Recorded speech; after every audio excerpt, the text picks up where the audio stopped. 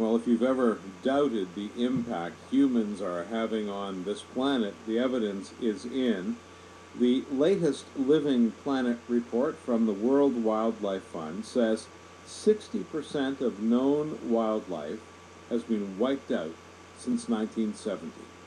60%. That includes almost 17,000 populations of fish, birds, and mammals gone. Let that sink in. Roberta Clowater has been going through the evidence and looking for connections. She is the executive director of the Canadian Parks and Wilderness Society in New Brunswick, and she is with me in the studio now. Good morning. Thank you for coming in. Good morning, Terry. But when I heard this yesterday, it just threw me for a loop, and I just thought, how discouraging, how depressing is that? How did it affect you? Well, it's a further example of one of the reasons why I'm working in the environmental movement, because I think we really need to have a good hard look at ourselves as humans and what we're doing to not only the wildlife that share the planet with us, but our own health. If the wildlife are in such dire circumstances, we are very likely polluting and changing the habitat for us as well. And it's just taking a little longer, or we're not being as aware and obvious about how it's affecting us, although lots of people have all kinds of environmentally related health issues. So I think there's definitely this link between humans and wildlife that a lot of people, maybe in decision-making authority, are not understanding what this is saying about the environment that supports all of us. And that's really concerning.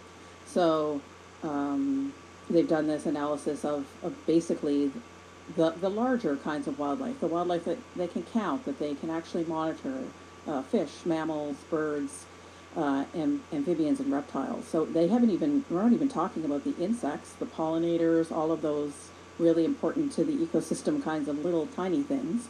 We're talking about the big things, and this includes kinds of wildlife that we have in New Brunswick, like North Atlantic right whales and wild Atlantic salmon, and piping plovers, monarch butterflies, a lot of wildlife that we're familiar with, and that many of those are migratory species, and they go around the globe. So we have, what they have identified is that the main driver, the main threat for this loss has been habitat loss and degradation, except for fish. And for fish, the main threat driver has been overexploitation. So these are two of the main threats, and we really need to get a handle on them and do something about this. Any question about the credibility or the validity of the science behind this? No, this is a collection. This has been a reporting process that's been going on since 1998, and they are pulling together research and scientists who are monitoring these species around the world.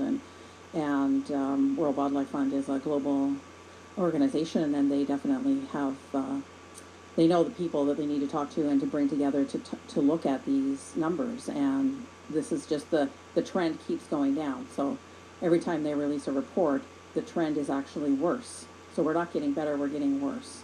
And what this means to me is that all of the efforts that we've been making to conserve wildlife and to conserve habitat and conservation measures in general has not been working well enough.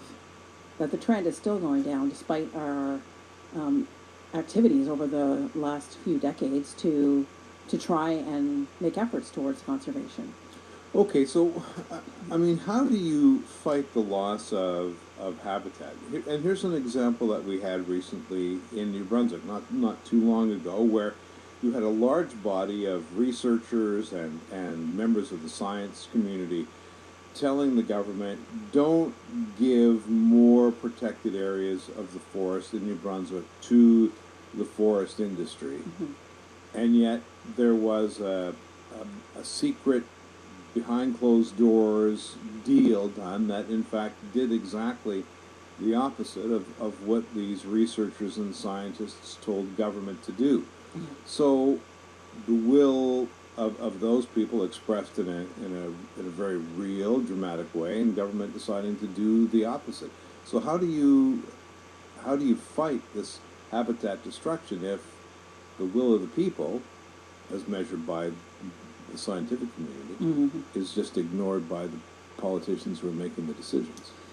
Well, I think that there are two things that need to happen. First, we need to get more people to reevaluate the level of risk that we associate with habitat loss and degradation and climate change and pollution and all of the other threats that are happening to wildlife.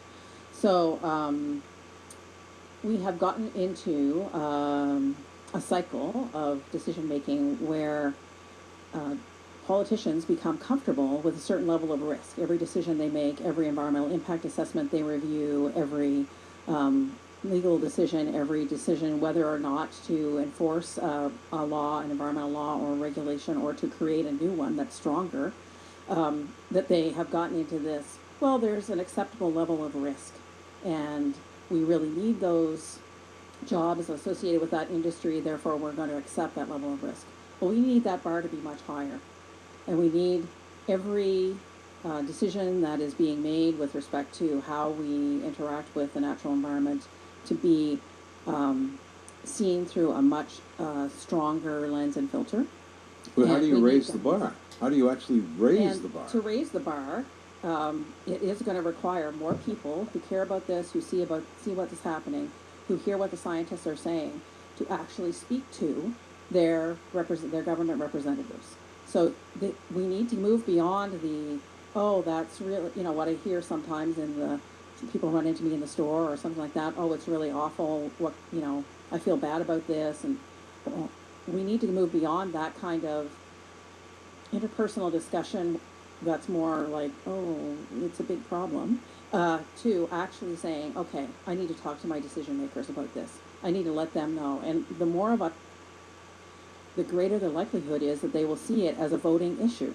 And and because of the way our society works, the politics often rules the day, and that is, I believe, it is the way that we need to make changes. So the scientific community in and of itself has not been enough to convince the politicians who are making the decisions. So that means that those of us who are hearing what the scientific community is saying, and it means something to us, and we do value not only wildlife but our own environment, then we need to speak up more, and we need to speak up to the people who are making the decisions, not just to our friends and the people that we know, when we run into them in the community, and it's not good enough anymore to just like a Facebook post and feel like you've done your job.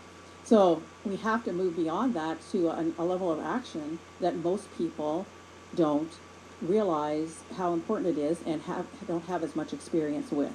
So that's why I hope that organizations like us can be helpful, because we can say, your political representatives need to hear from you now on this topic. And here are some of the things that if you wanted to have a conversation with them, you could say.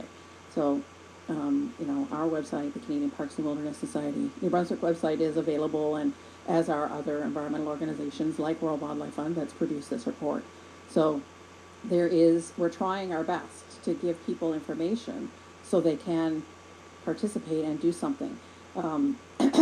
Otherwise, it does any movement. It requires people to understand that they need to move from where they are.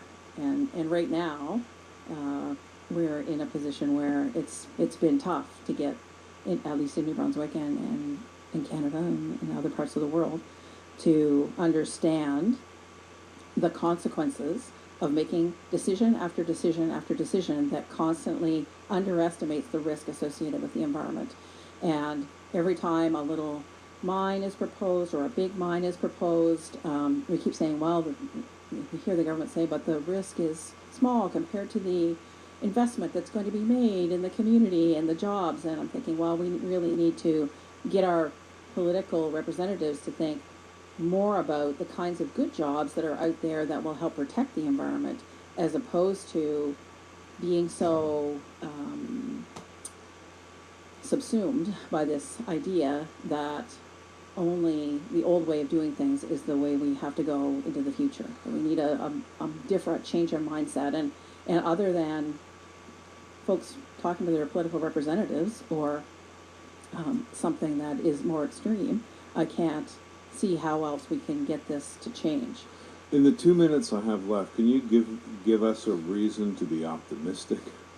Yeah, I think that things have been changing. In Canada, the federal government has made commitments to increase marine protected areas in our oceans, to increase protected areas on land. They're trying to get all the provinces to work together with them. Things are moving in that direction.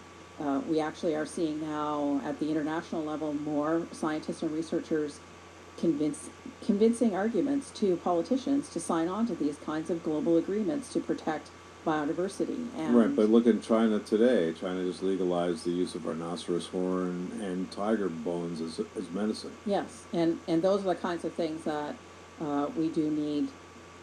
You know, it takes pressure from outside sometimes, and sometimes that pressure has to be economic.